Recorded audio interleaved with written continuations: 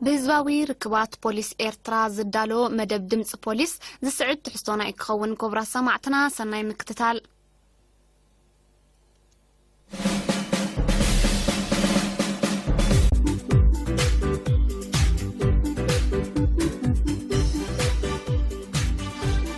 ازي دمص بوليس إيرترا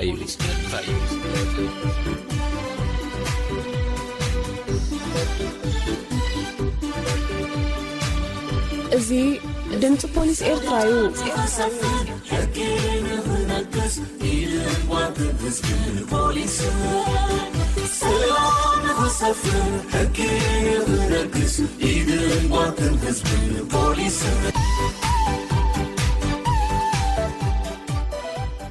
دمص بوليس إيرترا بهزباو ركبات بوليس إيرترا ووتر سنبت كاب ساعة 10 كساب 10 فرقان قدم قطري زقرب كوينو كمون سولس مشت عب دمص حفاشن راديو نومان زدقم مدبيو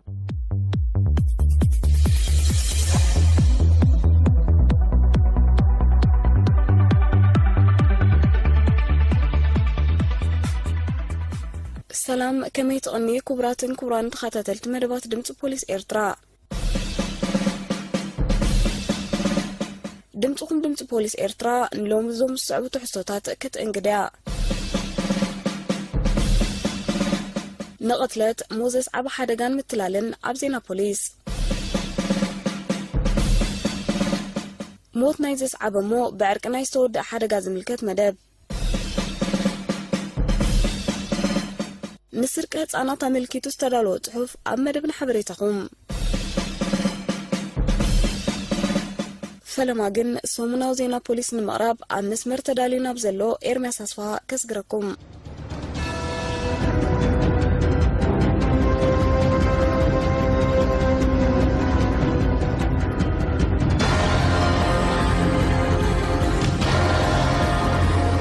أنا لوم سومن استدالو زيناتات بوليس حيزلكم قريب اللخو برستات جمر سبقتيلو تسويرو تصنحة تتحيزو موت زسعب حدقا مكينا أقاتيمو التاليلون أفراريحون جنزبن نبرتن كوست تصنحة تقيدو زبلو كاندي أرستات زينام زرزروم يسعب زر مريم قبر يوهانس عوا ميكائيل استبهاله ودي 44 عامت أدراشا حبلا سبقتيلو 4 عامتات تسويرو دحر مصنح ب11 طري 2018 بمكتل بوليس اب تحت قيد خمزاتو بوليس زوا ماكل افليتو تخصاصي مس مواتي كسته زرعي حقوس بيتسب كوينوم بغصالي بگنزب نبرتن مسحاب كم زنورم بزي زتبگسخا ب10 ميازيا 2014 ساعات 2 دحر قطري بخرا وغيو قتيلو نسو نمنتاي نزقتلت كم زفصمو نبوليس اب زهابو قال تخصاصي ننوح اوانات گنزبين نبرتين نخيبني مخنياتات نافطره كتال صنيحو اب موداتا ب10 ميازيا 2014 قطري اب كبابي ايربورت نعد قعداد اب زوسد زلو برخا تبايسنا بوغني كاب معطقي زنبرت كارا اوصي كبابي 10 غزي زخون اب كوبدو وغيو كبل قليصو تخصاصي زر مريم ايركبني بمبال ناستات 4 عامتات اب معلتاو سرحو توافيرو دحر مصنح بستخايده صعو مكتالن مصنعتن ب11 طري 2018 ببوليس تتحيزو بوليس وماكل زخونه زغاطمنا مسحاب بمردان بحقن كفتحو خم زغبا بمزخر كاو حليفو جبن قتلت فصيمكا مسوار كم زيف تخصاصي زر مريم حدا ابنت مخانو بمتقاس سبات كاب كمزيوم عينه تغبارات قطبو كم زغبا التحساسيبو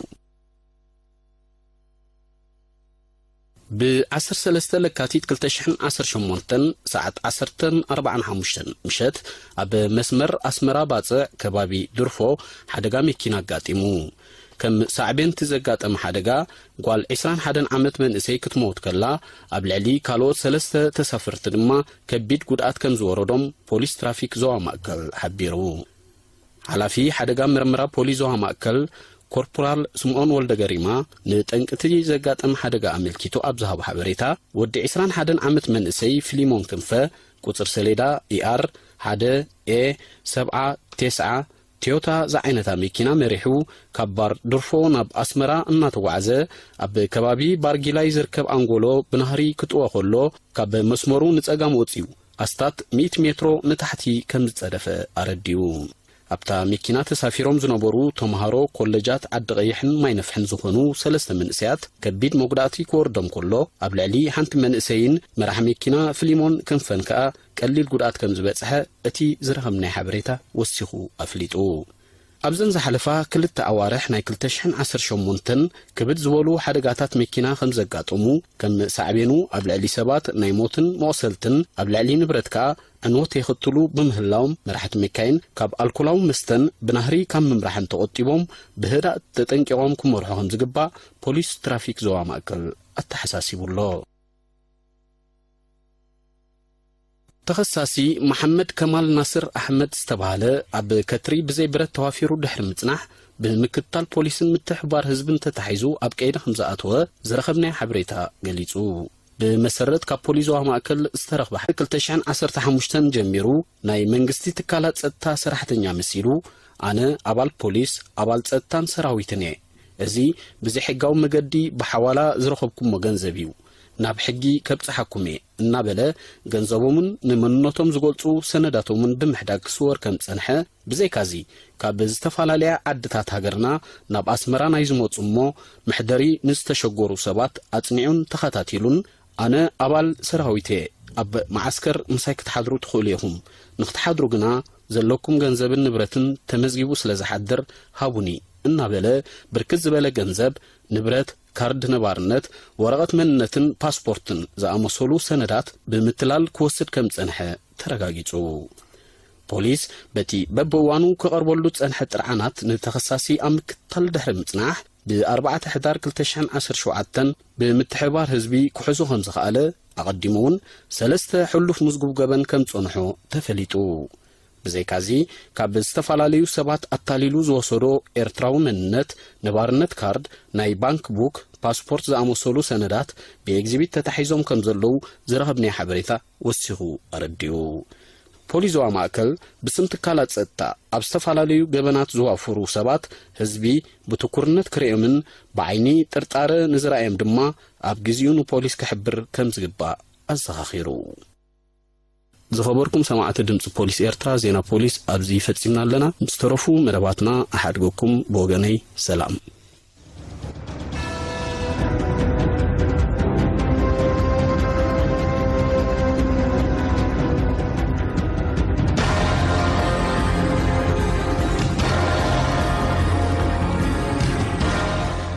بكلتا تحساس كلتا شحن 17 ኣብ መስመር ሕምብርቲ ብዘጋጠመ ናይ መኪና ሓደጋ ማሪት ካልኣይ ዓመት ኮሌጅ ማይ ነፍሒ ናይ ሞት ጉድኣት ከም ዝበጽሐ ኣብ ግዚኡ ኣብ ዜና ፖሊስ ምቕራቡ ዝዝከር እዩ ስድራ ቤት መዋቲትን ፈጸምቲ ሓደጋን ነዚ ሞት ዘስዓበ ሓደጋ ብዕርቂ መፈጸምቱ ኣጽሒሞ ኣለዉ ኣባልና ሰናይ ተኬ ኣብቲ ናይ ዕርቂ ስነ ስርዓት ተረኺቡ ዘዳለዎ መደብ ቀጺሉ ኣብ መደብ ድሕነት ክቐርበልናዩ موت زسعبه حدقا مكينة بعرق تعاتيو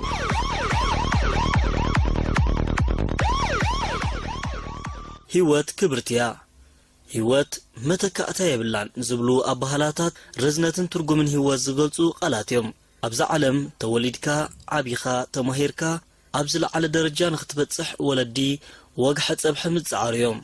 صبقنا يولادو خرق زيد الولاد مجم كهلو أيكالنيو اكواد أولادو ኣብ ጽቡቕ ደረጃ በጽሑ ንነፍሱ ንስድራ ቤቱ ንሃገሩን ክኾን ናይ ወትሩ ባህጎም እዩ እዚ እናኾነ ግን ባህጊ ወለዲ ጻዕር ወለዲ ሃንደበት ዝኽለፈሉ ኣጋጣሚታት ኣሎ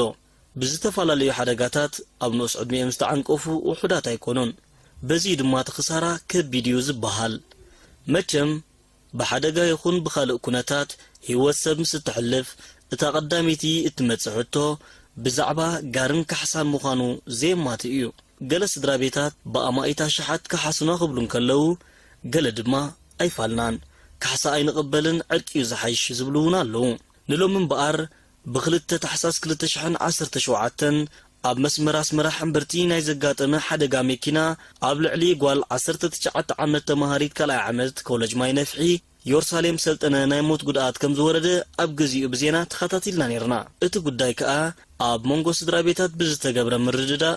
ብዕርቂ ኣብ መፈጸምትኡ በፂሕሎ ስድራ ቤት መዋቲት ኣቶ ሰልጠነ ክብረአብን ወይዘሮ ርግኣት ፍሳሐየን ጠቀም ሓረዩ ኣብ 1936 ሓዳሮም ዝመስረቱ ዘመወለዲ ካብ 8 ውልዳቶም መዛናይ ሎሚ 3 ደቆም ብዝተፈላለየ ድንገት ሲኢኖም እዮም እንተኾነ ግን ኩሉ ዝወረዶም ኣደራዕ ጽሑፍቲ ኣምላኽ ኢሎም ብምቕባል ንህይወቶም ኣብ መምራሕ ይርከቡ ብ25 የካቲት 2018 ድማ ናይታ ብሓደጋ ዝኸሰሩ ጓሎም ካሕሳ ኣይንቕበልን ብምባል መሃር ዝኾነ ናይ ዕርቂ ኣገባብ ፈጺሞም ከምዚ ዝስዕብዩ ንከታተል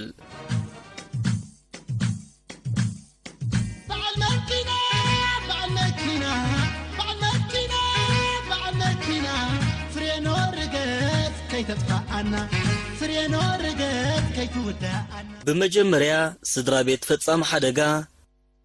ولدنا سدرانا بروخ الزاربنا أملاخ وقدامي محراتي بكمنا حجها كل محاري لنا مدينة مو سماين مدرين فتر أملاك محرنا نخلنا بروخ مع تكبروا كمل حاضركم كملكم وعلكم دحنا قلنهم أتابعوا تقولنا في حالك من السماوات هو بحق زبروخ زي بيت زي زبروخ هاجر زي بروخ عدزي زي أبيهر محرتنا المحرت زي أبيهر محرت هابكم لنا تحقوا فيها نعهم كأب زي أبيهر ديري أهم شيشة ديري أهم ولا هابكم زي أبيهر كروبكم كأيو حقي عد حقين عد فتحين صبورينا بأمهم مريتكم راس حجين ما ندقنا وستيكمنا دخلوا خينو أتوار أخيتها يركمنا وتمدلوا وستيوم وتمدلوا طلعت بروم كتسيلهم دما سدرا بيت مواتيت زبلوه زخونهم قعدها المساخون الجسة عايزي عصر مسيخهم ببزح مسيخهم شاع معلتخين شيء عنا إلا تحيز إنه خيدو أنا صور حوبي كن محر كم محروزهم دك أي مدوله زو سبعي محيركم مالتيو صبوا بزخون خوينو قد مهجين إحنا كبرات ولدي أين فارتنا بزياتو أرايا محاري أبلغلي يرساليم سلطنة بزفلتمو ناي حادقا موت نسي خرخبنا خير زلو نزي حونا محاري رأيا عدي هنا عدي حمرتي بمولو محرت نمحر كم زلنا ملات بيت السبت أخيبنا مجلسي نخونا لومي أبزي بيت السبت أخيبنا نزرر ربول زلنا هراي مجمرتا انكو عدحان مصاهم سز بولو سدراي خدغم بر حدش زارو زربا يبليناني مواتيت قالنا كاب نداكو يعني مالتي كاب نداكو نزلنا اذا قول عزيا نحنا ندلو نغير يبلنا كابا مصي نصانا غنزب يكون كال ربحه نعنا والحنت ناتا متكاتا خوون سلازي يبلو نحنا كل نغير يترفنا محرت يزدلنا محرت خوننا ندلي كلنا نتحساب سميرنا له نزي حجي نزارو وي كازو محوات كزارو صنحو زربا بحبارينا ادميصنا له مالتي كل سدرا بيت بحقوس تقبلوا تسامم يعلو فتصام حدقا أتو أرأي محار غارزا أدراش حنبرت خوينو نتزقات مخونتات بخمز ملكع يقلصو أنا أب نفسي ديت صبح وين يروتي حدقا معنات ساقات من الأمبر نايب حكي تي أبرسي يرساليم حدقا فتسيم خاص لا أتو سلطانة بتعم بروحات طويعتهم معناتو أب ساعات زي سريها بخصات كالصيان تدبهالسي كابي ممصاخ نير يطراي بالحجان قلنا اغزابير كينو برغات كينو محرت غيرهم اللي بزلهم معلتي دعاء لمالتي نمواتيت يرساليم كم ولد داب مخان كوسكيسوم زعبيوا ممهراس مروم بوغنم يرساليم كابتن ازينس فوتون تمايرتيا كابن سنتا كوسكيسنا بزبصيحنا تحتنا زلوا ما تس نحق فليت قلع يحزن وش تقخله كم جير كم محرت كتقبر مالت عند سلطنة زجبر وز تاريخه في الصامي سلزي بزا قاطع مزيا كلهم زوم أبزي أزولهم كاناتن عبيتن عند سلطنة تم تريفهم دلوا دكم آلافاتن أشحاتن كخونو صلاتكم كتقبر له زجاز نايبر خد جزاك خون زياد صلاتكم موت زبال لحرداجي ما بزجاز خي سمع صلاتكم كتقبر لهم تعين بر زي قاطع مزيا فليت قاطع ميتها يرساليم كابرقت كم تهيوتان كم تتحتنان أمنجس السمات كم زغلوت أنا بقشي أمنجس السمات على لنا نأمن السقوم كا أنكو أحبسكم كم زي مزاع مسألة سدرا موداكم نحكي تصبغ أقاتمي لا سلطان حوي نبي كبراوكا يحق عود معلتهم وعلكم أملاك مملس يباركم سدرا بيت قداي أتو سلطنة خبر أبن ويزرو رقعت في الساين نتزو سروس قمت خقلت خلو وجي انتهي مثلك قواليسي كمهار الله خيدا ناي وشتي 4 ساعات في الليل تقاطع مشا قاطيموا كساعة شوعات سرخيبيا بتليفون بلن وها دولة تبعيلا ساعة شو منتي قال يملا يملا ساعات زي قاطيموا هنا زي قاطيموا بزغنا እግዚአብሔር ጻሐፈ ነገር ማንም ሰጎረ ስለዘይ ብሉ ተፈጻማያት ፈጺማ ካርማሊ መፀን ሳውና በተሐደጋ ፍጸመኒ ወይ ከገጥመኒ ላይ ከደትን ናይ ወድሰብ ፍጻሜ ስለዝኾነት ፍጻሜ አልልቲ እግዚአብሔር ዝሃባ ዕድል ተወዲዩ ሕጂ ነዚ ፍጻሜ እግዚአብሔር ዝሃበና ዕድል ወይ ማጫና ኮይኑ ዝወረደ ኩነታት ሲ ንሳ አይትምለሰናንያ አይንረኽባይና زمسوا زياتهم حدا جاي قاتيمهم نزح حدا جازي كنداي بيتسب حجوزنا ندابلو تلاقيهم تمركيهم زمسوا ابن حوارهم قالي سلس عنكوا بخمسين مسخة أنا أكتر من زي مخانو فليته مستدرا بيتي تراديه مسندا بأخون مسندا علوبي أمتى حاج كزابير قرق لنا نتوم مسترفونا هنا خبل الناسي بحد قد ودعنا يدحيشن يلنا تماخيرنا وتفهمي لهم انت سدرا بوبا بديان بوبان نايكمو ناي محرت سبات سلو تصنحو نتينا ولدنا حدرا لندي تسرت نخيبرس بخم انت ودعنا يحيش بمبال عبحد قتن عم محرتن ودينا يو سبكا عنصابي زنبر جن هنا ذات مريريو نتمرير تساوي كاغن مزابير كام عراق حاج بمبال نزود دايزي فصيمنا يا مالتي ገንዘብ አራጊ በራሲ ነዚያ አስተንቲና ሐሲበኻ ክጠቅመን ከምዘይ ክል ፈሊጠ ናተይ ንረው ሓይ ይበረለይ ዞም ዘለው ናተይ ይገብረለይ እግዚአብሔር ኣብ ሕድገት ሓሽ እግዚአብሔር ሕደጎሎም እሞ ባዕለይ ከዓት ኩሉ ነገር ክሓድገልኩም እየ ስለዝብል ነዚ ኩሉ አስተንቲነ አውሪደ አደይበ ምሕረት ናይ እግዚአብሔር ከምቲ ምሕረት ገብረና ንልምኖ ምሕረት ምግባር ሓይሽ ብምባል ምሕረት ገብረሎም ዘስድራ ቤት መሪፀ ምስ ክብርቲ በዓልቲ ቤተይ እንታይ ረብሓ ኣለዎ ካብ ውላድካ ዘይረኸብካስ ካብ ጋር ስሞንታ ክትረክብ ኢኻ ብዓብዪ ውላድካ እንዲኻ ተወፍ ዘለኻ ውላድካ እንዲኻ ትስእን ዘለኻ እንታይ ከዓብሰልካ እሞ ገንዘብ ንኽትቅበሎ ከማን ንዓኻሲ ደስ ኣይብለካኒ ኣይስማዓካኒ እቲ ገንዘብ ከማን ንኽትሪኦ ከለኻ ነብስኻ ከመይ ይገብረካ ውላድካ ኢኻ ጥፊእኻ ዘለኻ ሕጂስ እንታይ እሞ ኣብ ምሕረት ተወድአ ይሓይሽ ولا حنت نحن دا صبو انتي مس بنفسنا باسي قيقا عين فوتنينا خم حقي ولا حنت سقا حجون زتباسنا يزتوايقنا يبلنن جنتاي مو خنبلومينا ولا نخنسني الناس انتي مو قبرلنا بزعبا غنزب زبال كان حتى شي اي كمان بحنقولنا يبلني يحضرني نحن زعبا زيدا ولا حنت اين حسون كمان نحن راحتي لي تسي تعطولنا راحينا لنا مزحات برغزيس يتعاطوا خنقسن سات قسن نحنا نقسن لنا بقى انا دا خمسي بقى خمسنا هنا بمحرت زخون يكون سي بمحرت زخون يكون بمحرت كودو بسلام بمرددا كغورو ففي يم حلال انا دا ولا حنت ملوسمي تخلابتو ملسو يبحال نبارنت دق محرا خويني بزنا يلوم زو على معلت خغلصلكان تخينس اندا سلطنه خبره طعام زبهالو قالهم يروسالم سلطنه هيوتا حليفه نتو مندا دنگت زغاطومم غزا محرنا يكومينا يلوم بزلوم معلتي محرتكم زاززلوم نزوم ندا سلطنه خبره وسيدو مزلو تبغسو گن حزب صعبهم زلو يبل حراي صبو مجمرتا يوحنس تادس زبال سرحي حلاف جون مرمرا ابزوارو نزوا سكنيتيو بزعوا زلهم وعيلنا زلنا تقص انت خوينه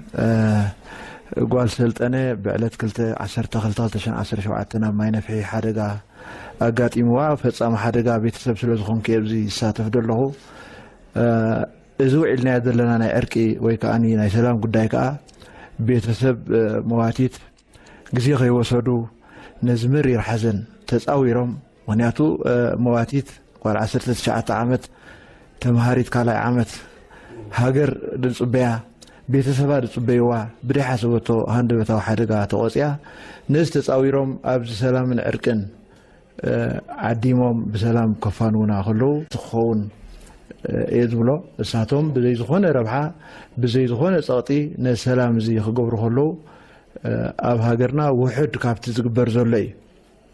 ኣይኮነን ዶ ከምዚ ናይ ጓል ስልጠነ ብንእስነታ ዝተቆፅየት ደቂ 70-80 ዓመት መይቶም ወይ ናብ ዘይተደልየ ፈቆዶ ኣብያተ ፍትሕን ጋር ሕቶን ከም ዘሎ ንፈልጥ ኢና እዚ ከዓ በዚ ሕጂ ውዒልናዮ ዘለና ትምህርቲ ኮይኑ እንተተቋረፀን መፍትሒ እንተረኸበን ርእይቶይ ዘመሓላልፍ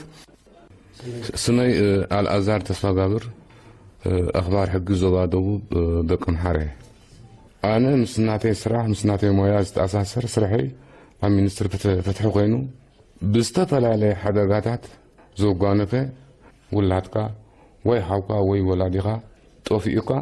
ብገንዘብ ክትምኖ ብገንዘብ ክትመን ይከኣል ዲ እዚ ሎም ዓንቲ ኣጓኒፍና ዘሎ ወይ ርኢናዮ ዘለና ኣብ እንዳ ሰልጠነን እንዳቶም ሓደጋ ዘጓነፎም ሰባትን ተፈጥሩ ዘሎ ንሕብረተሰብና ኣዝዩ ኣብነት ስድራ ቤት አቶ ሰልጠነ ስልጡን ሓሳብ ብምሕሳብ ነቲ ብሓደጋ ጓሎም ቀቲሉ ዝበልኩም ንኽዕደ ዝበለ ፈጻሚ ሓደጋ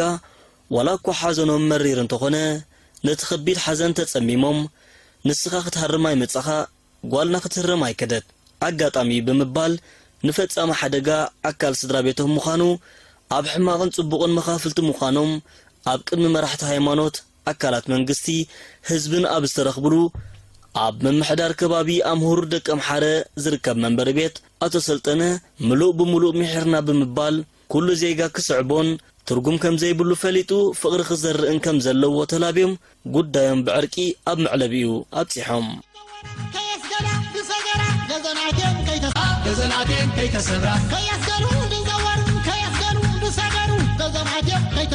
كيسقلوا بزوروا دزوم عديم كيتسوروا كيسقلوا بزوروا كيسقلوا كيسحروا بزوروا كيسقلوا كيسحروا بزوروا كيتعموا بزوروا كيسقلا بزورا كيسقلا بزورا እዚ ድምፂ ፖሊስ ኤርትራ እዩ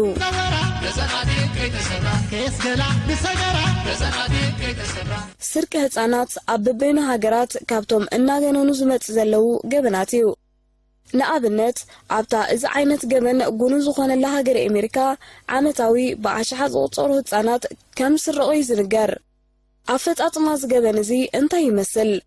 ሙሴ ኪዳነ ነዚ ዝድህስስ ኣብ መደብና ሓበሬታኹም ብሰፊሑ ኣዳልወሎ ናብኡ ኸብለኩም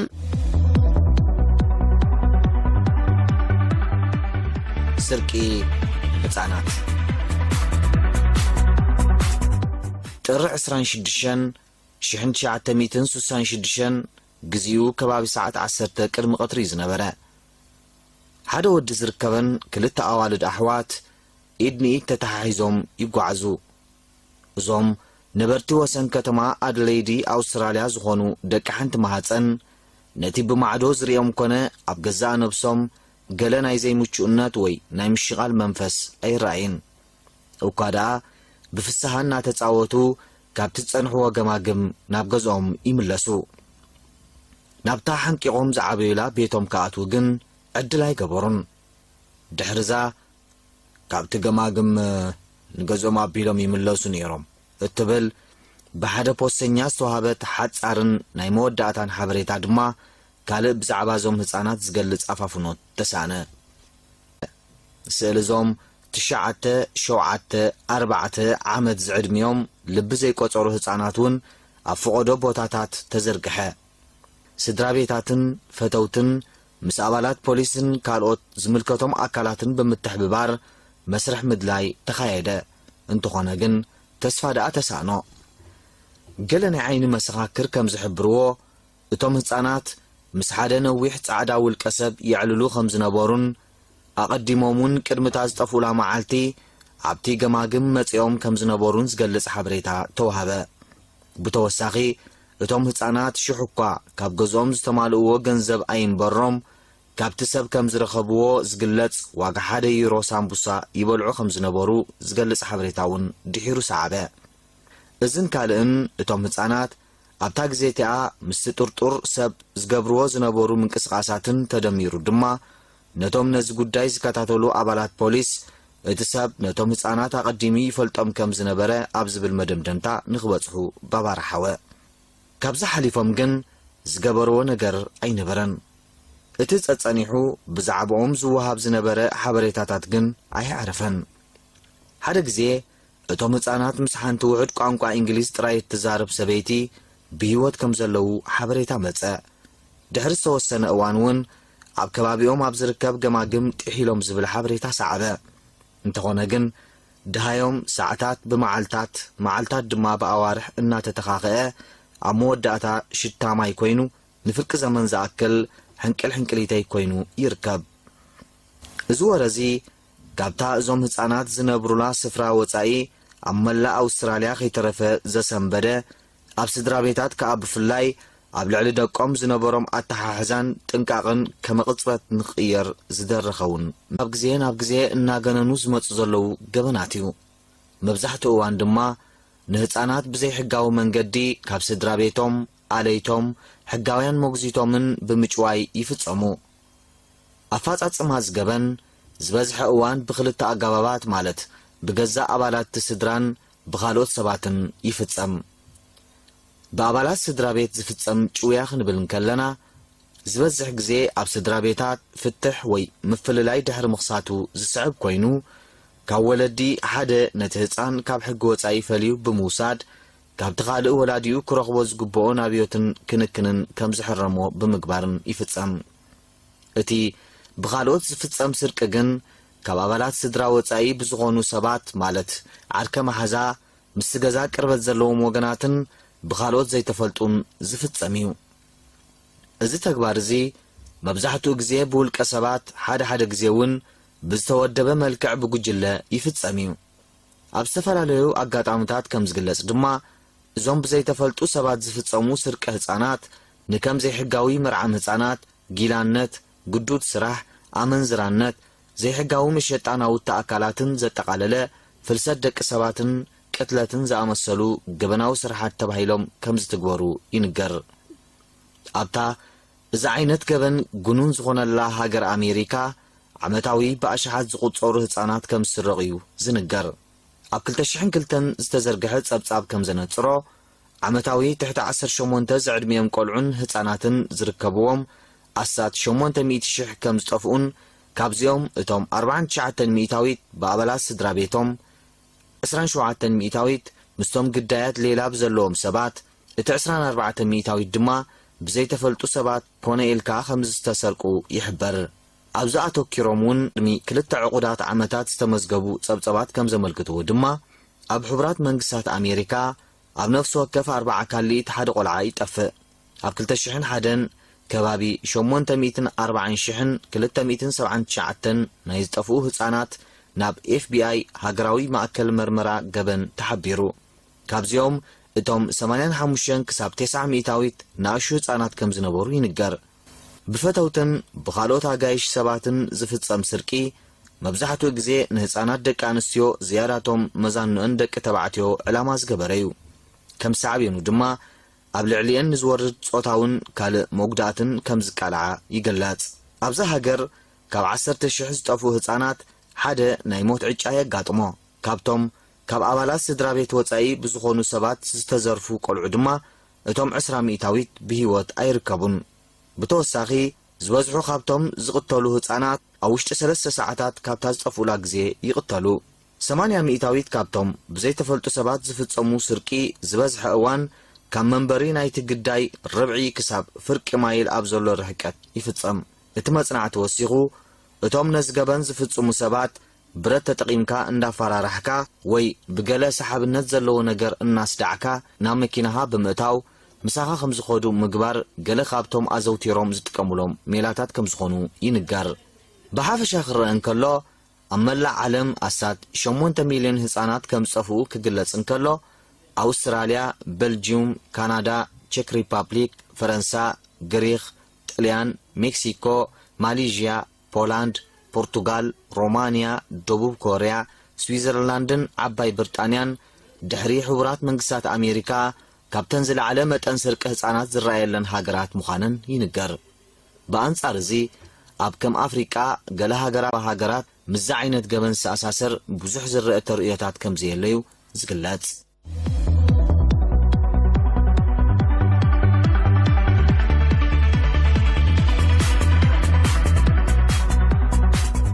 ንሎም ዳሊናም ዝነበርና መደባት ኣብዚ ዛዚምና ኣለና ምሳኹም ጸናሕና ደሎትን ዓረብትን ራእየት ክላ ኣንዋር ኤርምያስ ኣስፋ ተስፊት ገብረ ሚካኤል ሰናይ ተይክኤ ሙሴ ኪዳነ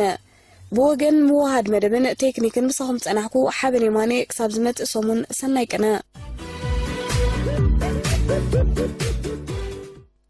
ዝኸበርኩምን ዝኸበርክነን ሰማዕትና ናይ ቀዳማይ እብረ መደባት መዘናግዒ ሰንበት ምስ ድምፂ ሓፋሽ ኣብዚ ተዛዚሙሎ ኣብ ናይ ድሕሪ ቀትሪ ኣብ ዘሎ ፈነወና ዳግማይ ብዝተፈለየ መደባት ክንራኸብ ኢና ምሳኹም ዝጸናሕና ኣብ ዋሃዲት መደብ ዳናይ ተስፋ ዝጊ ምስ ናይ ቴክኒክ በዓልቲ ሞያ ብስራት ጸጋ ዝጊ ብምዃን ኢና ብወገንና ሰሰናይ ንምነ ዓወት ንሓፋሽ